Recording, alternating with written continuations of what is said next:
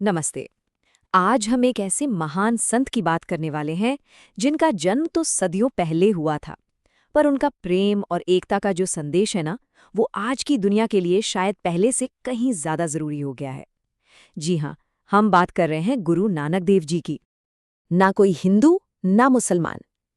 जरा सोचिए, एक ऐसे वक्त में जब हमारा समाज धर्म और जाति की दीवारों में बुरी तरह से बटा हुआ था, तब ये कहना, ये कितना बड़ा, कितना क्रांतिकारी विचार रहा होगा।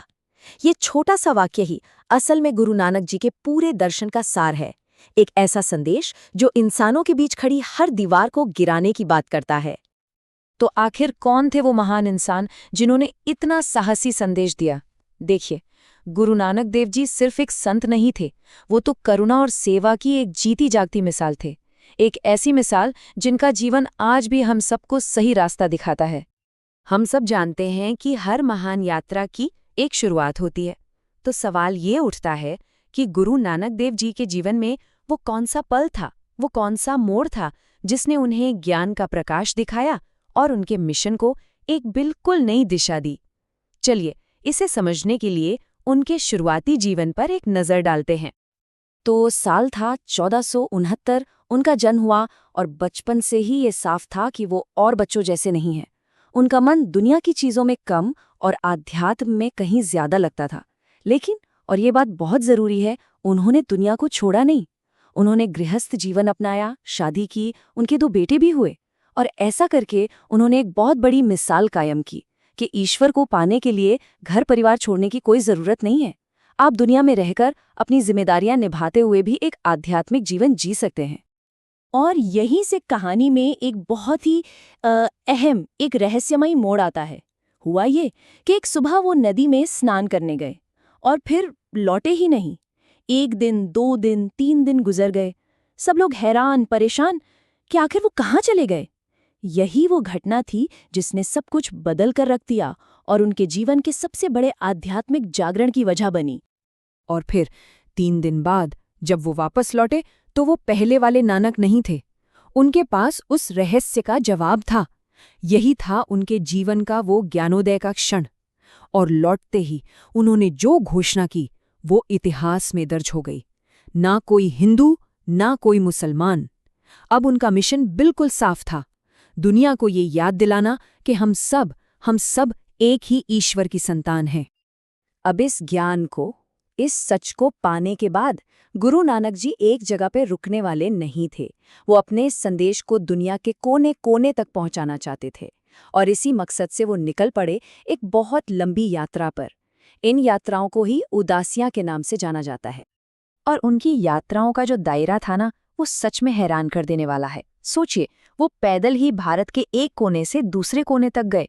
इतना ही नहीं, उन्होंने हिमालय पार किया, तिब्बत पहुंचे, और तो और वो अरब तक गए।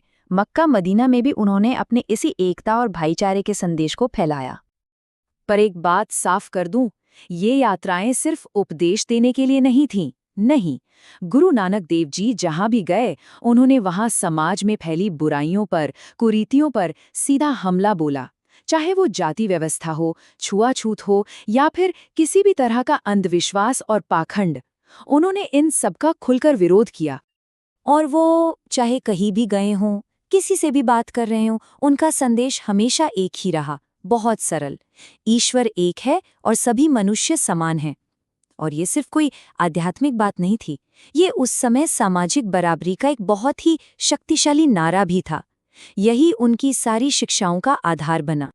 ठीक है, विचार तो बहुत बड़ा है, लेकिन सवाल यह है कि इतने बड़े विचार को अपनी रोजमर्रा की जिंदगी में कैसे उतारा जाए, कैसे जिया जाए।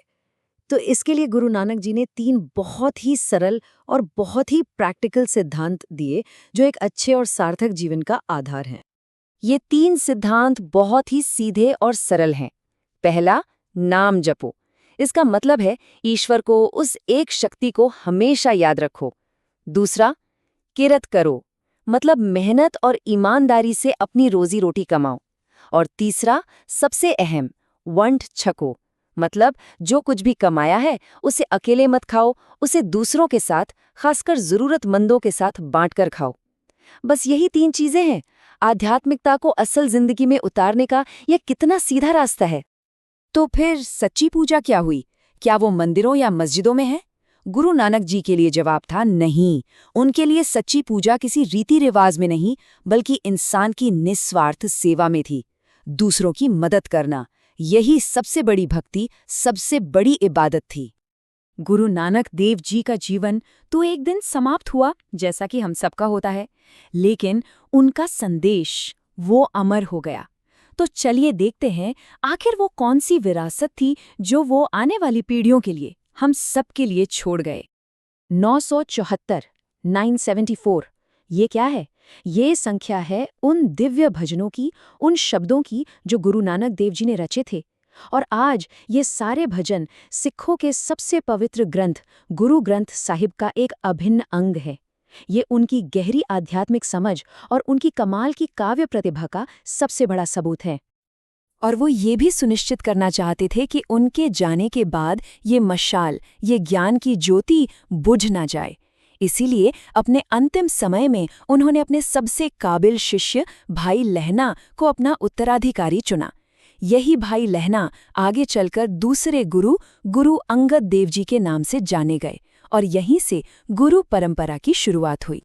तो देखिए, अपने उत्तराधिकारी को चुनकर उन्होंने सिर्फ एक परंपरा ही नहीं बनाई, बल्कि उन्होंने एक पूरे पंथ की, सिख धर्म की नींव रखी। एक ऐसा रास्ता जिसका आज दुनिया भर में लाखों करोड़ों लोग अनुसरण करते हैं और उनके दिखाए प्रेम और समानता के रास्ते पर चलने की कोशिश करते हैं।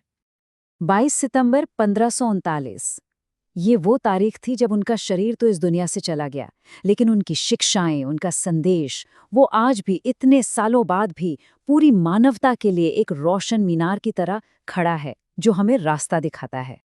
और चलिए इस बातचीत को उनके ही एक शक्तिशाली विचार के साथ खत्म करते हैं। सच्चा सौदा वही है जो मानवता के कल्याण में लगे। क्या बात है! ये एक लाइन ही गुरु नानक देव जी के पूरे जीवन का निचोड़ है, और शायद यही वो सबसे बड़ा सौदा है, वो सबसे बड़ी डील है जिसे करने के बारे में हम सबको सोचना चाहिए।